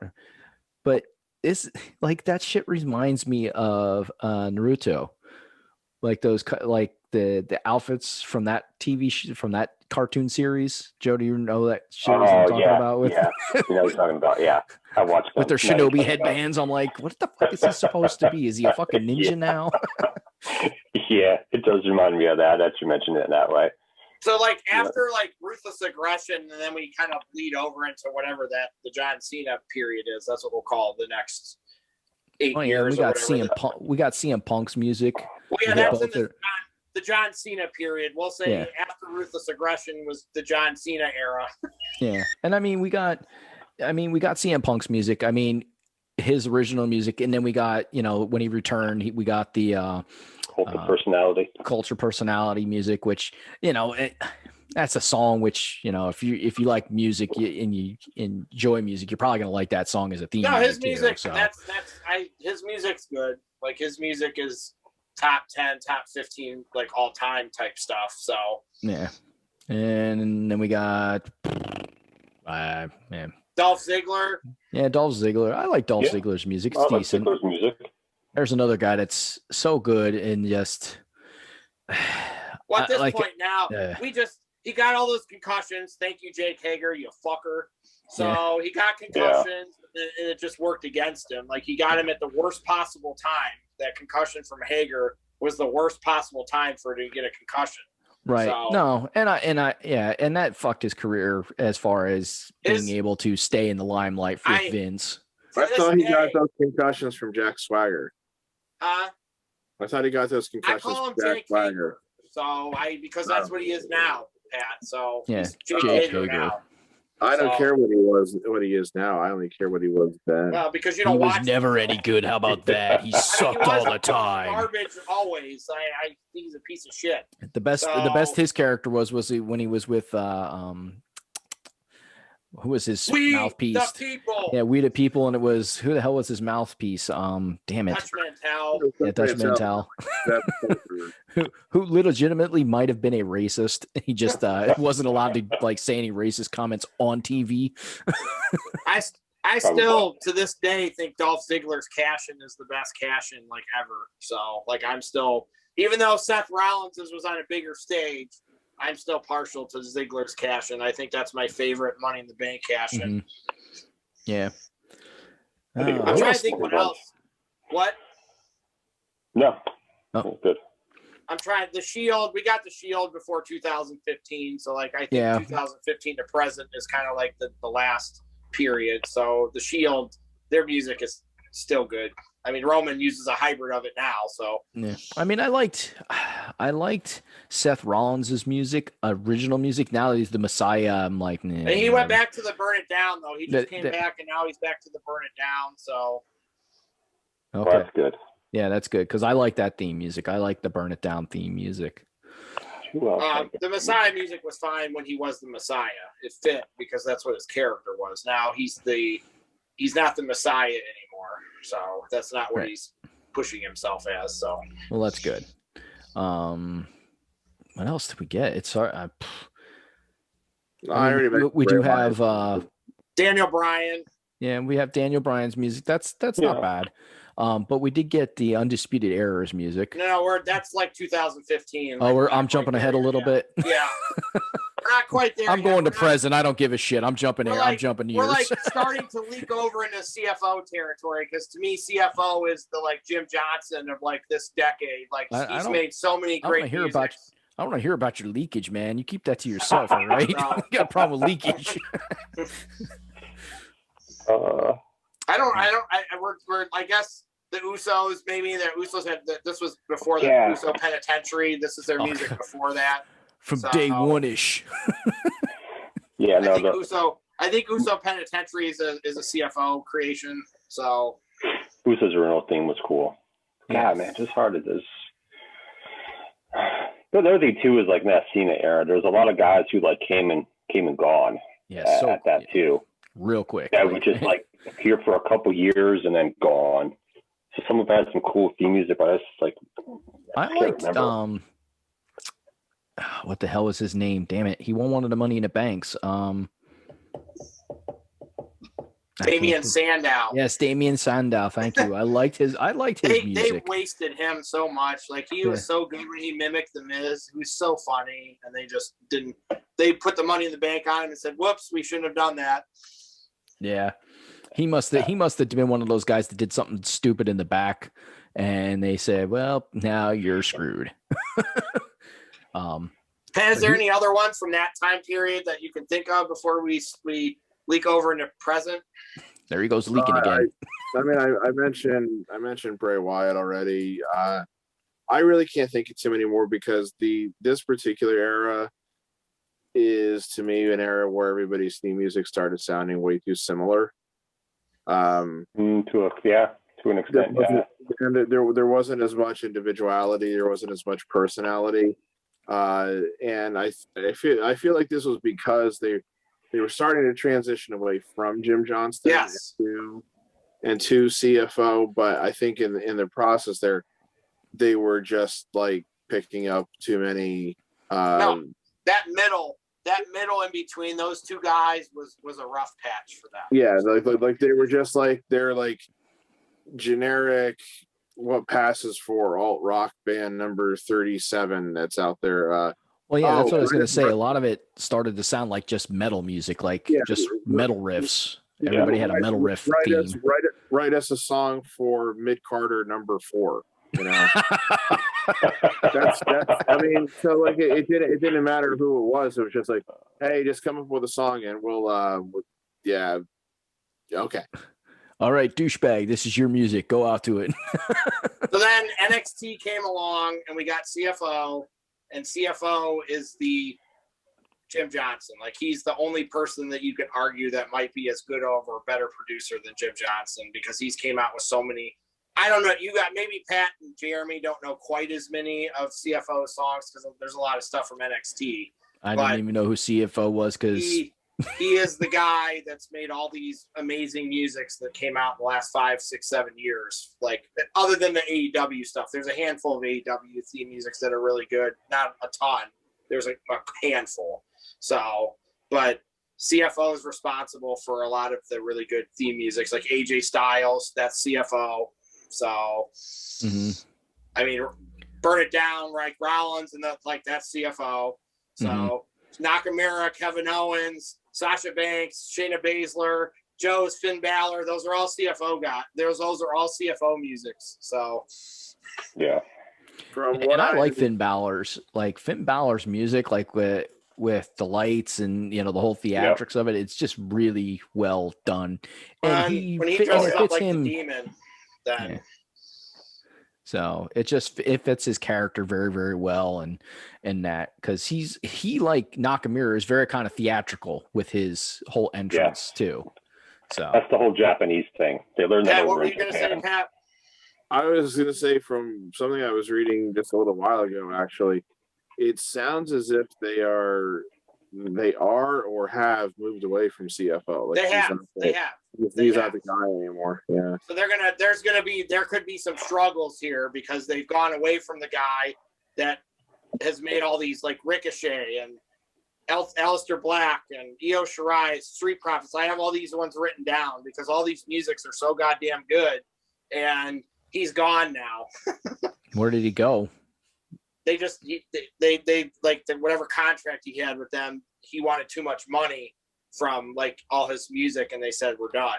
So they're like that's why they changed Fat Ass's music because it was a CFO thing. So they changed it because they didn't want to give him rights, the money anymore. So they tried to change Keith Lee's music, and it's worse than his other music. So then they went back to like a hybrid of it. But every time they play any of the music, he still gets money from it. So he gets royalties from it. So like Nakamura and Owens and Undisputed and Nakamura's and Bobby Roode's music too. Like those are probably 3 of the best musics I've heard in the last 10 years. So that music's awesome. Yeah. The Glorious is cool. I like Finn Balor better as a heel But as an entrance, his entrance is better when he's a face. Like his entrance is way better because the crowd. I mean, we don't have a crowd right now, but the crowd participation in Finn Balor's entrance is. You see everybody's hands go up like this, and when he goes down and he comes back up at that certain spot, like in the theme music, that's cool stuff. If you've never seen the Takeover Brooklyn 2, Shinsuke Nakamura's entrance with the violin that night is probably the best entrance I've ever seen in my life. That is probably really cool. The single greatest entrance I've ever seen. So that night. And Bobby Roode had a really good entrance that night. He was like on top of a mountaintop or whatever. They had amazing entrances. NXT has found a way to make their special entrances better than the crappy ones that WWE does at half their WrestleManias.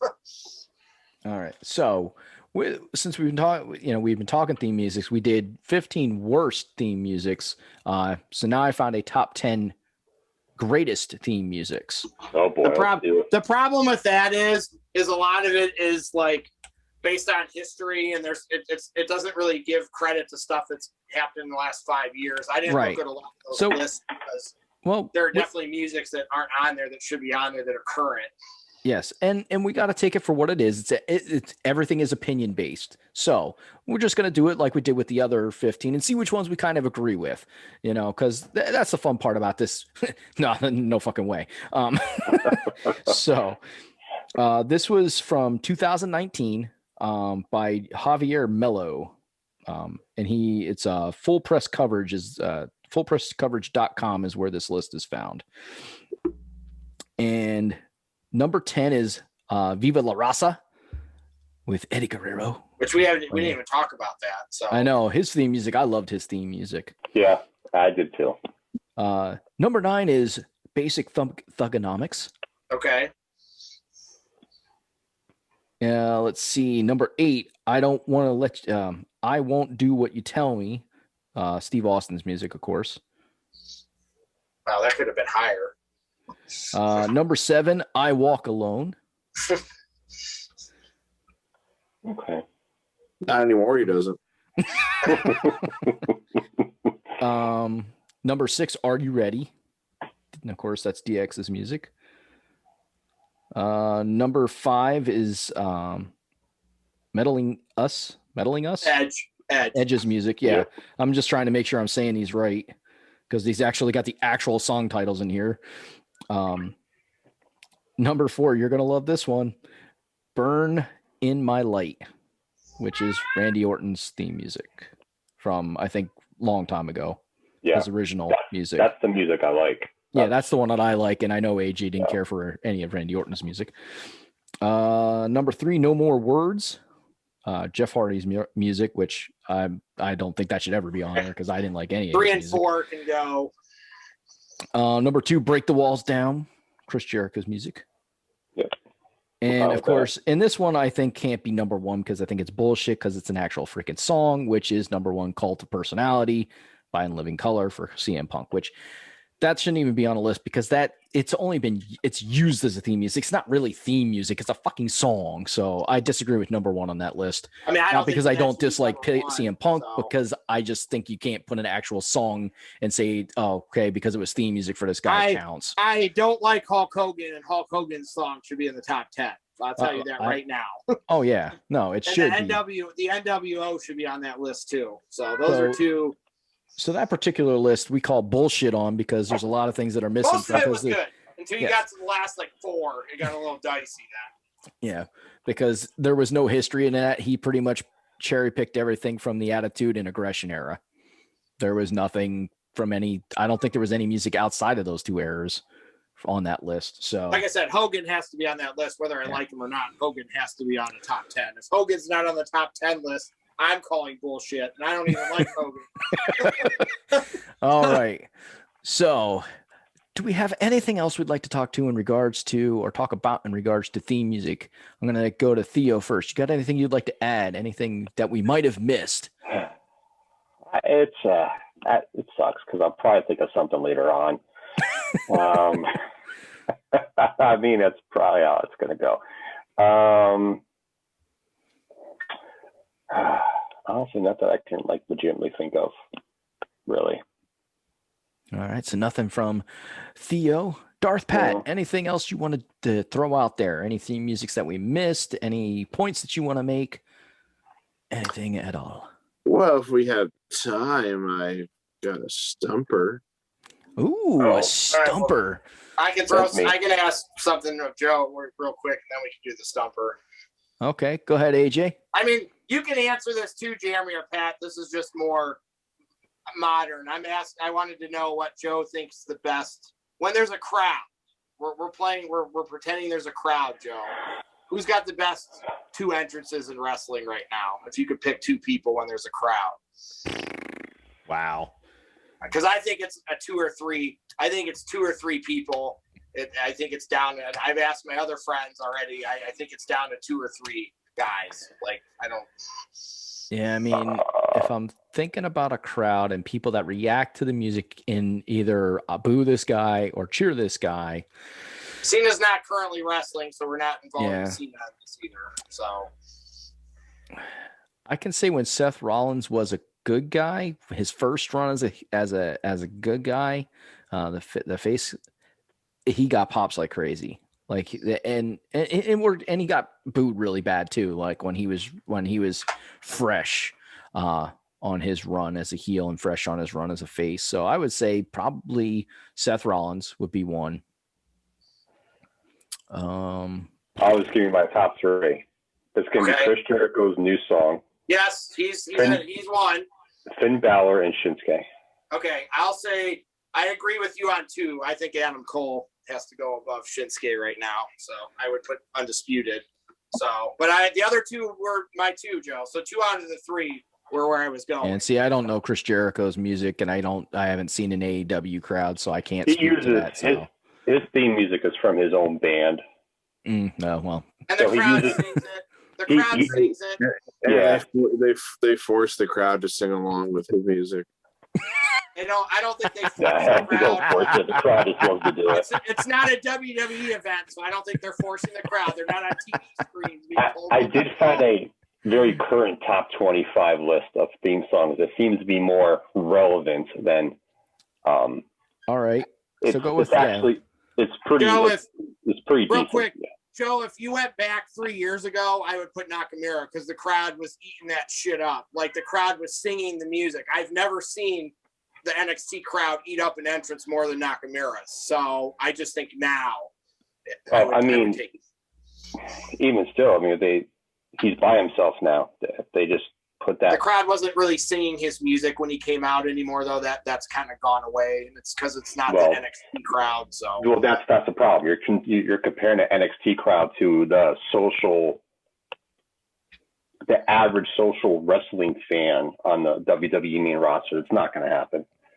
Adam Cole will come up as a singles, and they'll do it for a while, and then that will. No, I know. I mean, they did it to Bobby Roode. They ruined Bobby Roode too. So yeah, that's the part that sucks.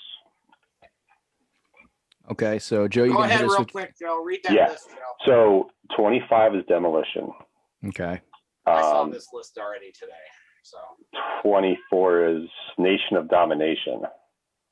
23 they have Kane, which that's something that was pretty decent. New Age Outlaws. Finn Balor's 21. Bobby Roode's Glorious 20. Shinsuke's 19. Christian, I always forget about this one. Christian at last. That's the one Pat was talking about. Yeah, I forget about that one. Brood, Batista, Randy Orton, CM Punk's 14, Edge was 13, Brock's 12, Undertaker's 11, Chris Jericho's Break the Walls Down is 10, Ultimate Warrior is 9, Bret Hitman Hart is 8, Shawn Michaels is way too high on that list, so 7. I think it's fine where it's at. 6 is Hogan's. Vince McMahon is number 5. The Rock's 4. Know Your Role. DX is 3. The Game is number 2. Savage. And Austin is 1. Oh, Austin. Okay, that list is. Austin's usually 1 on most of these lists that I've seen. It should be. I don't. If Austin's not 1 or 2, I'm like, okay. Yeah. So no, that's a good list. Where'd you find that list, Joe? What's the name of the website? This is on 137pm.com. I saw that one today. I looked at that one today. Yeah, I didn't go to that one. I did see that one. I didn't bring that one up because it was 25. I was like, that's a longer list. Maybe we won't go with that one. Maybe I should have went with that one first. Pat, they do a lot of different stuff on here. All right, Pat. Darth Pat, give us a stumper. All right. So everybody, I think, knows that, Real American is pretty much synonymous with Hulk Hogan. Yes. But did you know that was not originally Hulk Hogan's theme music? Yes. And did you know that it was originally meant for, and I think used were somebody else? Ooh, that I didn't, and I don't know. Do you know who Real American was originally meant for/used with?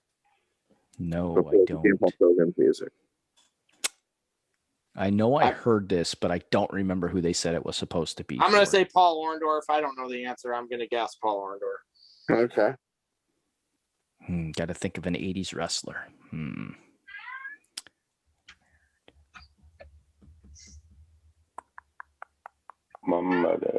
Macho Man.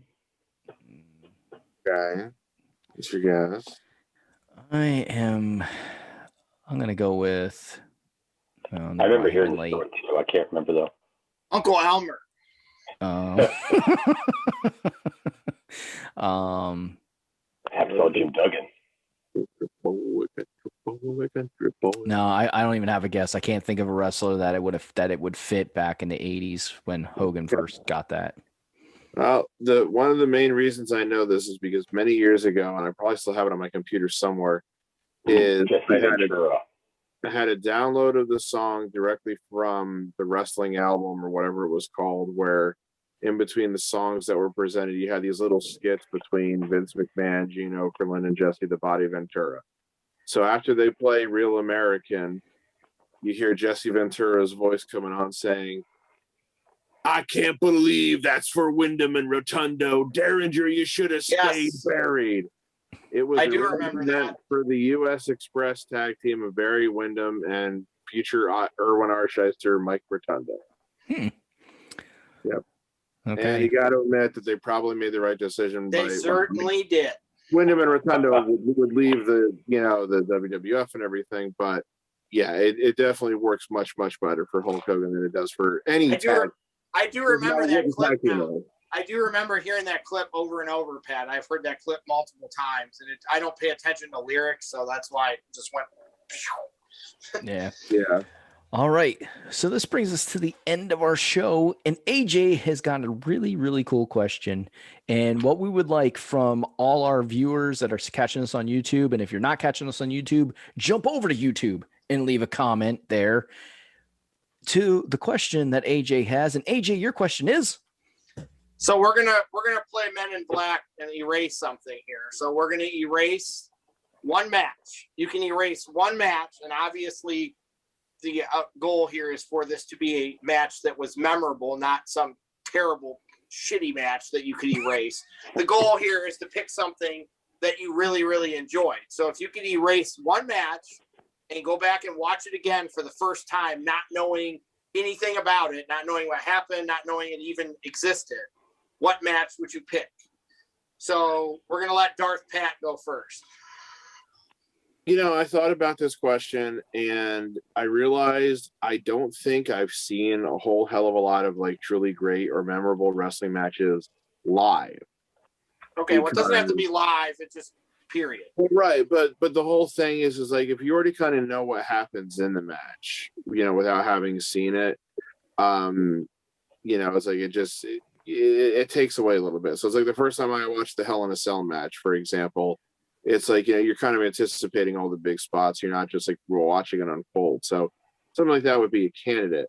But the one match that I would really want to go back and see, because I'd just really be curious as to how I would react to it live in real time, is the 96 Bash at the Beach match. Because leading up to that match, I had a sneaky suspicion Hogan could be the third man, just because of the fact that he hadn't been on TV for a couple of months at that point. And I do kind of remember feeling like he wasn't really being cheered, as if this was like, prime Hogan from WWF and everything. I froze, so I didn't hear your answer. Bash at the Beach 96 Hogan match. Okay. Hogan interference. Bash at the Beach match. So, but it's like, again, so even though I have my suspicions that Hogan could be the third man, I think because I was still, I knew wrestling wasn't real at that point, but I still didn't really know all enough about like the ins and outs of how things work backstage, because we're still a little pre-dirt sheet or pre-internet, really, not pre-dirt sheet, but pre-internet, and I didn't get any dirt sheets. So I just would really like to be watching that match live for the first time, just to see how I would react to when Hogan drops the leg on Savage. Like, would I be shocked? Would I be mad? Would I be one of the crying Hulkamaniacs? I mean, I would just be curious to see how. I would just be curious to see how I would have reacted to that in real time. So I would really pick that more so than anything else. That's really cool to think. That's a really good moment to go back and rewatch. Yeah, absolutely. Go ahead, Jeremy. Oh, me. Okay. I know Jeremy's answer. Jeremy's answer is good. For me, because I did see this match and I was just blown away by how good this match was when I saw it. So I'm going to kind of take Darth Pratt's approach and be able to watch this live, like actually in person, and see these guys go at it. For me, it was, and they wrestled a couple times and all the matches were fucking fantastic. They were. To go back and watch the very first, when Ciampa turned bad and screwed over Johnny Gargano, and then they had their first match where Ciampa's a heel and Gargano's the face. Like, I would love to see that match happen again, and be able to watch that live. He's a heel. That crowd, that Ciampa had the greatest non-music entrance in wrestling history that night. The crowd, he comes out to no music, and the crowd starts chanting "asshole" and "you suck," and then at one point they're chanting "fuck you, Ciampa." It is so awesome because that's the NXT crowd at its best that night. And that's the one thing I remember from that match, and to be able to be there live for that music and be like, what the hell is going on, and just start chanting with the crowd, like that would be really cool. All right. Who's next? Good match to pick. Oh, Theo's going next. All right, Theo. We're saving AJ. He's the best for last, I guess. No, it's my question, and I knew my answer 2 seconds after I saw the question. So, anyone wants to take a guess at what I'm going to pick? Oh, I know what if you pick anything other than what I think you're picking, I'll be surprised. So, I'm thinking you're picking a Warrior match. I'm thinking he's picking Money in the Bank in Chicago. No. Okay. Ooh. I am picking WrestleMania 17, TLC Dos. Ah. My friend Jay actually picked that same match as you. AJ, the other one, the Money in Bank, that was on my list too. But I'm the tag team guy. I love tag teams, and yes, the first one was good, but the second one was, I think, a little bit better. And the spots in there were crazy. That was just a match. I watched that match the other day again, and just some of the shit that went down in that match, especially Party going off that 20-foot ladder onto the Dudleys. And him getting speared off of the fucking belt, hanging from the belt. Yeah, it's just it was just a crazy ass. Now that's something that I would love. That's another scenario, being there live to see all that shit go down. Absolutely. Erase that from my memory and let me watch that, live from the get-go. I would have been in awe the whole match. That was great for me. Yeah, that's a great match. I definitely like the TLC 2 better than the TLC 1 because you had an expectation. You're like, oh, these guys, like, I remember what they did last year and at the TLC, and oh my God, it's gonna be 10 times better. Yeah. And they did disappoint. They did not disappoint. No, definitely not. I was considering picking that one too. So Joe picked the second best ladder match ever. I'm going to pick the best ladder match ever. It was also the same night as the match Jeremy's talking about. And Joe knows what match I'm talking about because Joe was texting me during the course of this match. My phone has never been blown up like it was during the 6-man NXT or North American Championship match the same night as at NXT TakeOver in New Orleans.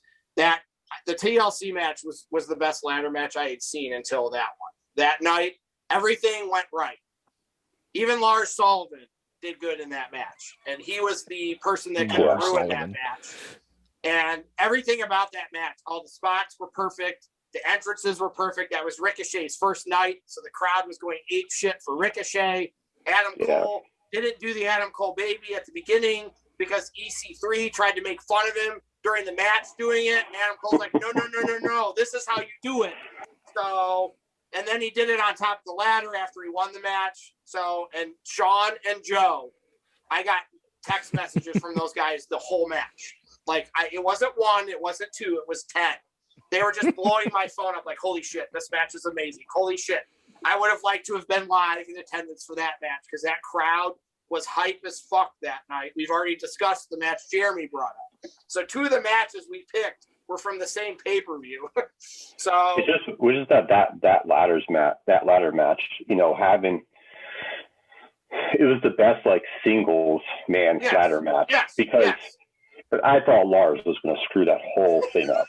Because I'm just like, oh, we have another big guy in a ladder match. It doesn't need to be in this ladder match. No. And he actually did good. So I was just like, oh, God, thank God he did something good for once. So every person they had in there was fine. Even Lars, I guess. That was right. That was the best. Because they just, it's like, it's weird, like watching that match, because I watched that match again. And it's weird because it's like, it's fast paced, but I feel like the wrestlers in that match didn't go super fast to where you would have a screw up or a botch or a semi botch. Ricochet's first thing he does in NXT is like jump up on the ropes and backflip onto people. That is the first thing he does in his NXT career.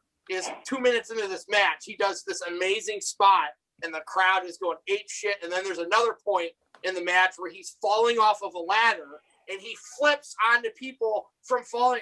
And the other thing about that match too is Ronaldo is amazing announcing that match. That might be the best announcing Ronaldo's ever done that whole night. Every match that night, Ronaldo's on top of it. And he's like, Ricochet turning a negative into a positive. And he's like, this person is the gift that keeps on giving.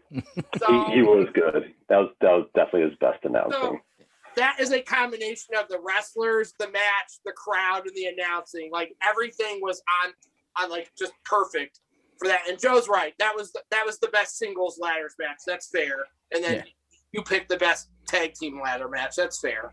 So I mean, there's Money in the Banks that have been, you know, really good too, but you know, you still have those where they're going too fast or not paying attention, and there's something that's botched or missed. They or had the right people. They had Cole. They had Velveteen. They had Ricochet. They had guys that were in their prime in this match. So. All right. So that does bring us to the end of our show. And we just want to once again thank everybody who's watching or listening, however you are getting this particular podcast. We thank you for staying with us to the end. It has been great. You got a little bit of history on theme musics. You got to hear about, eras, what was good theme music in those eras, how, certain eras did not have good theme music. Got to hear some top 10, top 15 lists, and our opinions on those people's picks of those lists, which we didn't agree with some of it we didn't, some of it we did. But overall, another great episode, guys. And once again, if you're wherever you're listening to this, if you're watching on YouTube, if you're listening on some other kind of media streaming, go to YouTube and leave us a comment with the match that you would want to rewatch. If you could erase it and never know what happens, go back and watch it again and get a new reaction to it. That's what we want to leave a comment. But until then, we want to say good evening, good afternoon, good morning, and we'll catch you on the next episode.